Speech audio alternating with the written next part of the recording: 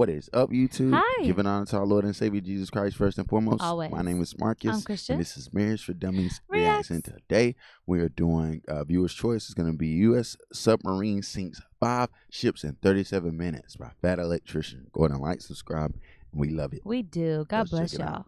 Ah, yes, that time a single U.S. submarine took on an Destroyed us. entire I'm telling you. 23-ship convoy by itself. Today we're talking about the USS Parchi and its commander, Lawson Red Ramage, the first submarine commander in U.S. history to earn the Medal of Honor and survive. But first, a word from our sponsor. Can we use that sponsor money for my breast reduction? What? Thanks.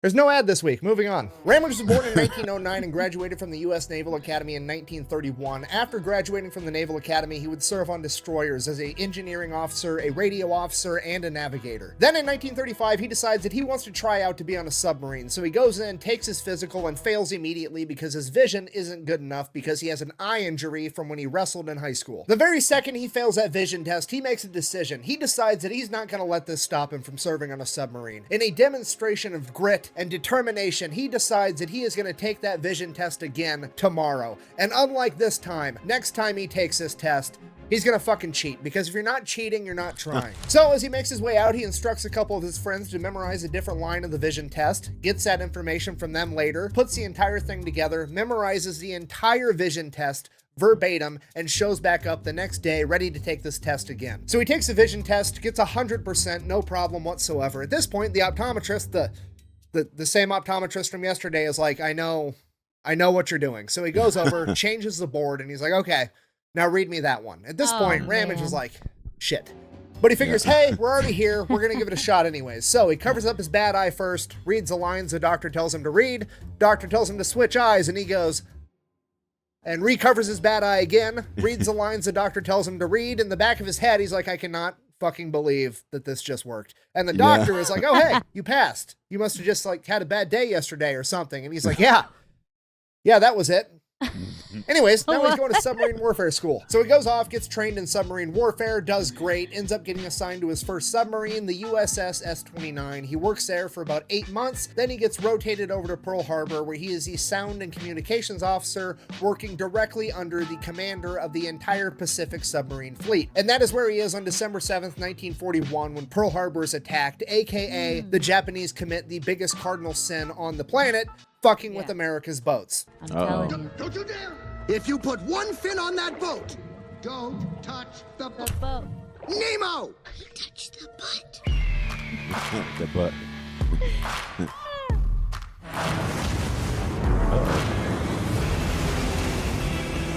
Let's drop some lead on those motherfuckers. Poor little guy. He's dead.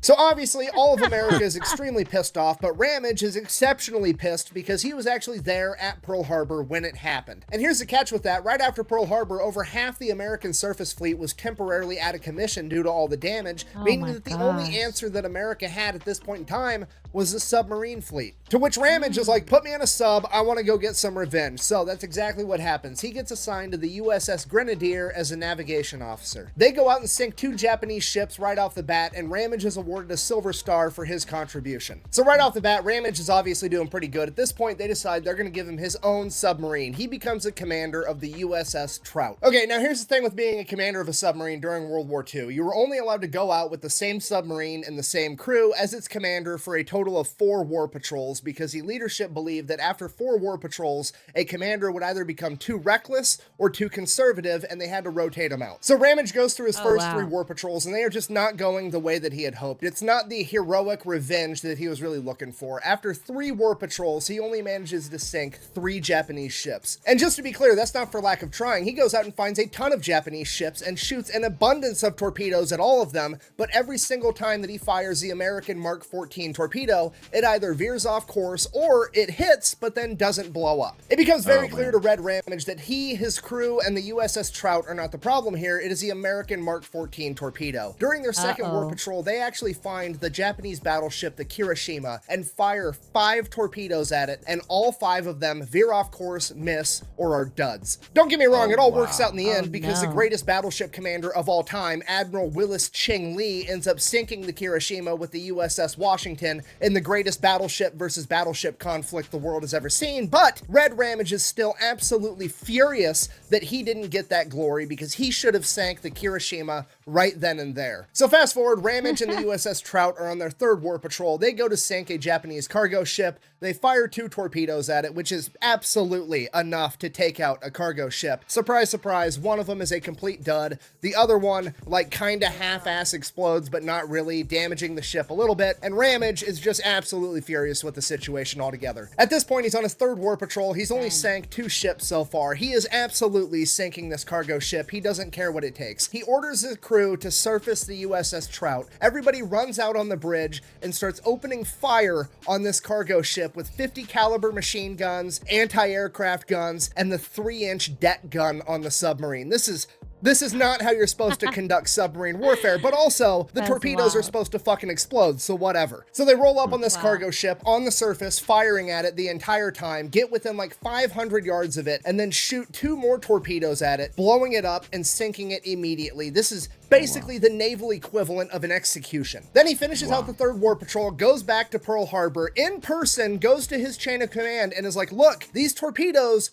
are garbage. They do not work. We have to do something about this. And his chain of command tells him to his face, the torpedoes work. You just don't know how to aim. This is your fault, not ours. To which point Ramage basically just throws his arms up in the air because there's literally nothing he can do other than just do his job and keep failing because his chain of command refuses to listen to him. So that's what he does. He goes out on his 4th war patrol. On his 4th war patrol, he shoots 15 torpedoes. All 15 of them are misses and duds. And the worst part is, remember I said earlier, you only get 4 war patrols as a commander before you're labeled as too conservative or too reckless. Well, because on his 4th war patrol, Ramage didn't manage to sink any Japanese ships, he is labeled as too conservative, despite the fact that he shot almost every torpedo he had and they were all just duds. I mean, Ramage literally just did a drive-by execution with a submarine on his last war patrol, yet somehow they're gonna call him too conservative, which serves to infuriate him even more because he takes it like they're basically calling him a coward. But hey, there's absolutely nothing he can do about it. So he heads back over to Pearl Harbor, then they send him all the way over to Maine, where he is to oversee the completion and commission of his new submarine, the Baleo class USS Parchi. So that's exactly what he does. Goes over to Maine, watches some people finish building his submarine, goes through a couple of sea trials, passes, gets it commissioned, and now he has to sail it all the way from Maine back over to Pearl Harbor before he can get back into this fight. And by the time he gets back to Pearl Harbor and gets out on his 1st war patrol with the USS Parchi, it is now March 1944. Okay, real quick, I need you to understand a ton has changed between early 1942, right after Pearl Harbor when Ramage was first commanding submarines, and now mid-1944. First off, the good news, they fixed the fucking torpedoes and those actually work now because apparently everybody else that came after Ramage had the exact same issue, and the naval committees tried to fight it off, saying that everybody had bad aim, and eventually, due to overwhelming evidence, they were forced to accept the fact that these torpedoes actually sucked, and this is now a pretty much universally and historically accepted fact. So Ramage was explain to me, people who have been in these positions, what in the world? What? Why? I don't understand. Like why they wouldn't go check on it immediately? Yeah, if you want to win the war. I don't understand. That is wild. Yeah. Yeah. Oh yeah, and maybe because it would take so. That's a lot of money gone. Yeah. Like if they're all duds and they all suck, now you got to go back to the drawing board and create more. Like that's what I would think. It's the money, you know.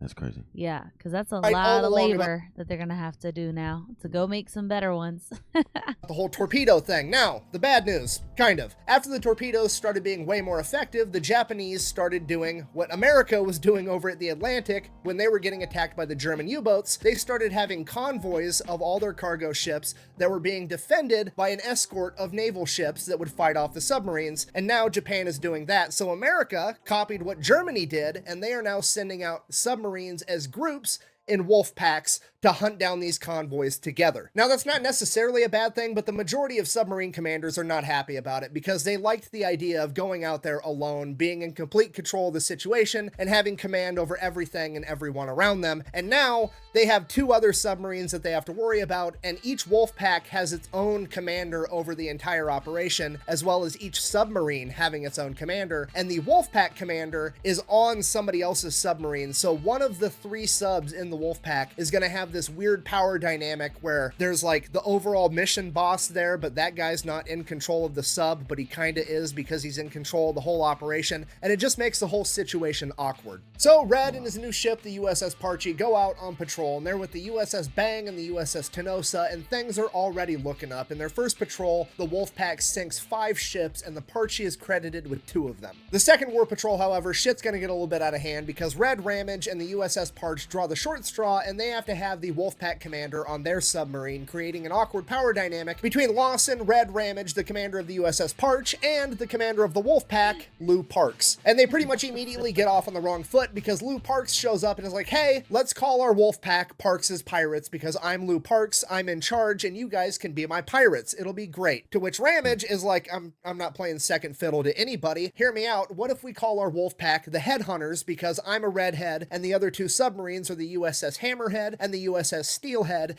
and Headhunters sounds way cooler than pirates. So they're already not getting along, but regardless, they get underway, they get the second war patrol kicked off, and they're gonna go take the fight to the enemy. So July 30th, 1944, like 8 o'clock at night, the USS Parchi gets a radio transmission from the USS Steelhead. Hey, I found an enormous convoy of Japanese ships. We should attack them. To which Ramage is like, absolutely, I've been looking to get into a good firefight for a while now, let's go, and he takes off full steam ahead straight towards that convoy. So originally the USS Parchi was like 30 miles away. They've been traveling at full speed for hours, like 3 hours now. They still haven't seen a single thing. Ramage wants to radio back over to the USS Steelhead, who's supposed to be tracking the convoy, and be like, hey, did they change course? What's going on? We should have intercepted them by now. Lou Parks, on the other hand, is like, no, that's not the protocol. We need to maintain radio silence and just keep going potentially the wrong way until somebody else gets a hold of us. So Ramage and Lou are button heads. They have a fight. Eventually, they end up radioing over to the USS Steelhead, and the USS Steelhead is like, yeah, they changed course hours ago, and you guys are like way off course, headed the wrong direction. So now Ramage is pissed off that he wasn't allowed to make that radio transmission a couple hours prior, and he's like, you know what? I'm just going to start giving orders, and I'm going to go over Lou Parks' head. This is my sub. I'm just going to do this. So that's exactly what he does. Gets the new coordinates, takes off towards that convoy. USS Parchi finally catches up. Now, just so we're all on the same page, these are diesel-powered submarines in World War II. They travel on the surface at night. They submerge during the day. While they're on the surface, they are significantly faster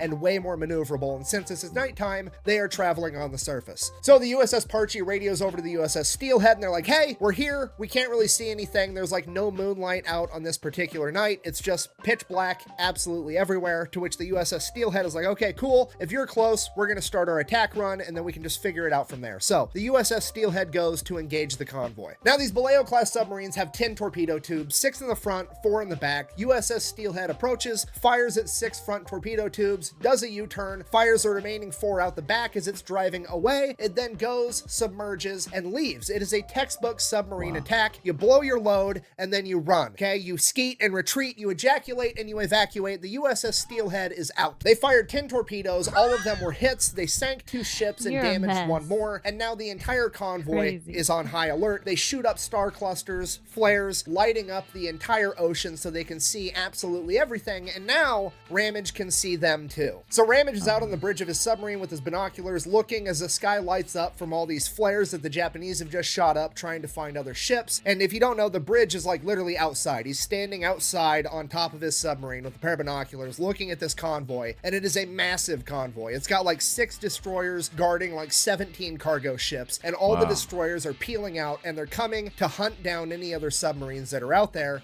They're coming for him. At this point, Ramage is like, cool, the destroyers broke their formation, fanning out to come find him. He's going to use this opportunity to slip past them, make his way towards the cargo ships, and blow those up. So he goes into an evasive maneuver that he calls the reverse spinner, basically a 270-degree turn, making it appear to the destroyers as though he's running away, but he turns so tight and it's so dark out there that they lose track of him, and he actually goes right past them towards the cargo ships. Now, Ramage doesn't know this yet, but as they're they're performing this super tight turn evading the destroyers, the entire cargo ship convoy changes their course and goes towards him as well. So when he comes out of this 270-degree turn, he is actually in the middle of this cargo ship convoy formation. He is now completely surrounded in the middle of this cargo ship formation. Nobody knows he's there, and he is literally so close to these cargo ships that he can't fire on the majority of them because they are within like 200 yards, and that's not enough time for the torpedoes to even arm. So now, this is just an unforeseen turn of events. He's so close that he can't actually hurt those ships, but the bright side, he's actually kind of being protected by the cargo ships as well, because now the destroyers aren't going to be able to penetrate through that formation to come get him. So it's a super awkward, silent moment. Nobody really knows what to do, and Ramage is like, okay, fine.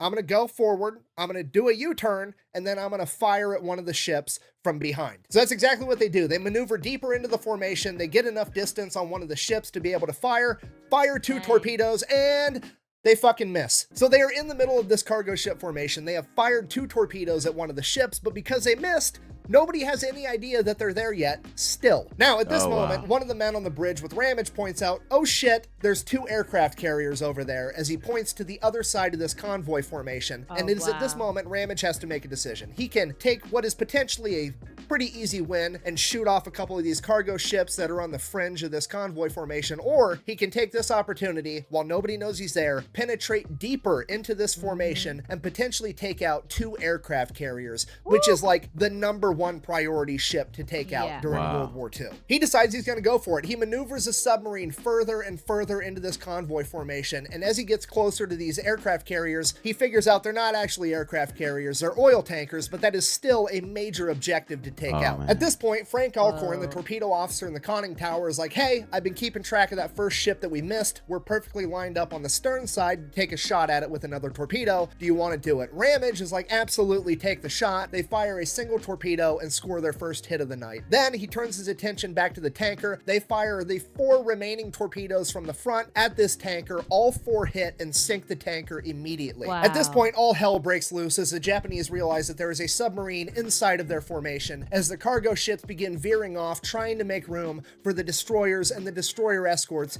to penetrate the formation to be able to take out the USS Parchi. And you have to remember, Ramage only has 3 torpedoes left, and they are all on his stern side, so he orders a tight U-turn as they get the ass end of the submarine lined up with that second tanker, which unbeknownst to them at the time is actually the Oguru Maru, the flagship for the entire convoy, with the convoy commander on board. They get it lined up and fire their 3 remaining torpedoes. They have 1 miss and 2 hits, bringing that flagship to a limp, almost a complete stop, critically damaging it. And that's it. That's the end of it, right? I mean, the torpedo tubes are empty. The only thing left to do is submerge and make a clean getaway. But apparently not today, as the USS Parchi comes under heavy machine gun fire from the escorts and the destroyers trying to defend the convoy. Commander Ramage decides that he's going to do some gangster shit. He orders everybody off the bridge, including his boss, Lou Parks. Just complete dad energy of go wait in the car, I'll handle this. As everybody on the bridge makes their way back down into the submarine, Ramage points out the quartermaster, you're staying with me. I need somebody to be my witness. Basically just stand in the corner and yell World Star while I do this. It is now just Commander Ramage and this quartermaster on the bridge taking machine gun fire as Ramage orders his crew to refill the torpedo tubes, which I cannot stress to you enough is absolutely unprecedented. Literally no one has ever tried this in combat in US Navy history at this point in time. And a lot of you are probably like, well, what's the big deal with reloading a torpedo tube in the middle of combat? I mean, people reload guns in the middle of combat all the time. Yeah, they reload guns. This is not the same thing, okay? These torpedoes are 20 feet long and weigh 3,000 fucking pounds, okay? This is like 10 grown men about to give themselves hernias while they're using winches and hoists and all kinds of machinery and shit to load these gigantic explosive metal dicks into a tube to shoot at the enemy. This is not something that you want to be doing on the surface of the ocean, period, getting knocked around by the waves, but you especially don't want to be doing it in the middle of combat while you're getting shot at on the surface. And now the crew is also trying to reload these enormous torpedoes while they're performing evasive maneuvers, but somehow they manage to get 2 torpedoes torpedoes up in a matter of like 4 minutes, which I cannot stress to you enough is That's absolutely insane. incredible. Ramage then immediately lines up the front of the USS Parche with the first ship he sees, fires both torpedoes, 2 hits, sends it to the bottom of the ocean. Then Ramage does a tight U-turn and doubles back towards the flagship, which is now basically dead in the water, waiting for his men to reload more torpedoes. As he gets closer and closer, the torpedoes still aren't up yet, and that's when he gets an idea. He pulls the submarine right up to the ass end of the Oguru Maru, basically hiding behind it from all the other gunfire because these ships don't want to fire on their own flagship. You could literally reach out from the USS Parche and touch this ship is how close they were. He got it so close that the guns on the Oguru Maru couldn't actually shoot at it, and he's just sitting there waiting, hiding That's behind their own so flagship. crazy. Then a couple minutes later, he gets word that there are 3 Gee. torpedoes up on the stern side. He peels off in a hard right, accelerates away, lines up the ass end of the sub up with the flagship, fires 3 torpedoes, sending it to the bottom of the ocean. In all the commotion and the darkness of night, the Japanese lose track of where the USS Parche is, and now it's just out in the middle of the formation in the darkness as spotlights are searching for it everywhere, as Ramage scans around looking for his next target, and he's looking and he's looking and he's totally in the zone trying to figure out the next most important target that they can take out while his crew is down below reloading more torpedoes. Ramage is so in his own headspace, and he's the only man on the bridge besides a quartermaster, that he doesn't manage to notice that there is a gunship headed straight towards him attempting to ram him and cut the USS Parche in half. The quartermaster, the only other man on the bridge that can see this coming, tries to get Red's attention, but he can't, so he yells down into the sub that they're about to be rammed. And at this point, the helmsman, Chet Stinton, takes matters into his own hands and he orders full speed ahead. He doesn't know what direction he needs to go, but he knows that being up to speed when he finds out is going to make all the difference. Moments later, Ramage sees a gunship bearing down on them. Oh shit, and he orders full speed ahead, but his crew's already done it. And now it's just a matter of waiting to see if they're going to make it as the gunship gets closer and closer as the USS Parche desperately tries to get out of its way. As the collision course of the gunship passes the midline of the USS Parche, Commander Ramage orders a hard right, kicking the ass into the sub out of the way as the gunship and the USS Parche drive right past each other, headed opposite directions. And as they pass one another, Commander Red Ramage looks over at the control tower of the gunship and tips his cap in a complete gangster move as he makes his way towards his next target. Alas, my children, this is the day you shall always remember as the day that you almost... Captain Jack Sparrow. Commander Ramage regains his bearings, and he is now out of the frying pan and into the fire because he is boxed in by a ship on either side, and there is an enormous troop transport headed right at him, and if they meet in a head-on collision, Parche is not gonna win. So he does the only thing he can do. He slows the ship down, trying to buy more time before this collision as his men frantically try to reload the torpedo tubes at the front of the USS Parche. They get 2 torpedoes up moments later, and he fires them immediately, which is absolutely not ideal to be firing torpedoes at the front of a ship. They could glance off the side. It's a smaller target to hit. It's just ill-advised altogether, but it's the only option that they have. And as fate would have it, both torpedoes would hit, bringing this enormous troop carrier to a screeching halt, dead in its tracks. This gives Ramage just enough room to shoot the gap, breaking out of the Japanese convoy formation, and as they cross the midline of this troop carrier, they make another hard left, lining up the ass end of the sub up as the crew gets one last torpedo up and ready to fire at this troop transport. And as the USS Parche makes its getaway, putting distance between itself and the Japanese convoy, it fires that last torpedo, sinking that Japanese troop carrier with over 5,000 troops on board, where over half of those men would be lost at sea. At this point, the USS Parche is absolutely going to make a clean getaway, and Ramage knows that as he looks back and watches the escorts and destroyers try to chase him down before he gets ready to go back below deck so they can submerge. One of the destroyers, using its signal light, signals to Ramage, "Who are you? What's your name?" To which I presume the quartermaster is like, "Why do they want to know your name?" And Ramage is like, "Because their officers are going to have a lot of paperwork to do." As they go back below deck, the USS Parche submerges. They make their clean getaway after 34 minutes of combat, where the USS Parche fired a record-breaking 19 torpedoes and sustained virtually 0 damage in return. So Red Ramage, the crew, and the USS Parche all make their way back to Pearl Harbor to prematurely end their second war patrol, which they kind of had to do considering they just shot virtually all of their torpedoes. And by the time they make it back to Pearl Harbor, the entire Navy has heard this story, and they're starting to call it Ramage's Rampage. And they are actually greeted at the dock by the Rear Admiral in command of the entire Pacific Submarine Force, Rear Admiral Charles Lockwood. And he credits the USS Parche with sinking 5 enemy ships for a total of 34,000 tons. Now, to be perfectly intellectually honest, that is what they were originally credited with sinking. Later on, a committee that was comprised 100% of people that weren't fucking there got together, and they decided that they didn't think that he actually sunk that many ships. Now, bear in mind, this is the same type of committee that also said that the Mark 14 torpedo was perfectly fine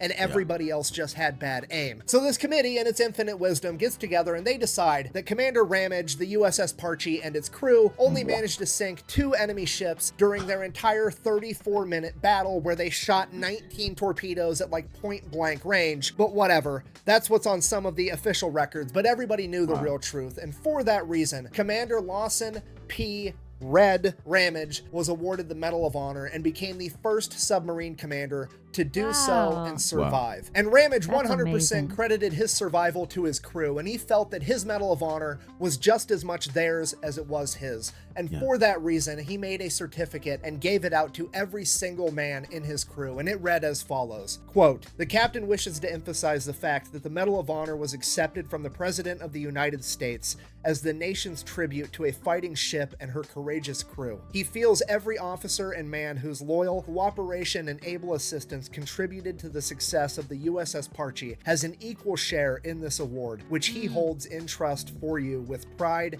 and respect. Sincerely, LP Ramage." In conclusion, this has been the story of Ramage's Rampage, an awe-inspiring tale of both leadership and teamwork, as well as a cautionary tale of the lengths that a single American will go to whenever somebody fucks with America's boats. Stop touching the boats. I can give you endless amounts of examples, and somebody's still gonna do it. Okay, just don't. Don't touch the boat. No touchy. Thank you for watching. Best way to support the channel is go buy some merch over at thefatelectrician.com. Quack bang out. Bro, we gotta get us a t-shirt, man. Yeah.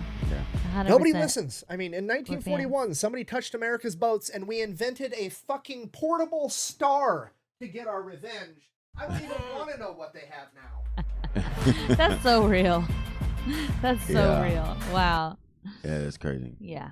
Yeah. We don't play about our boats, man. No. We really don't. But God bless y'all. We love you, and we'll see you in the next one. Yep.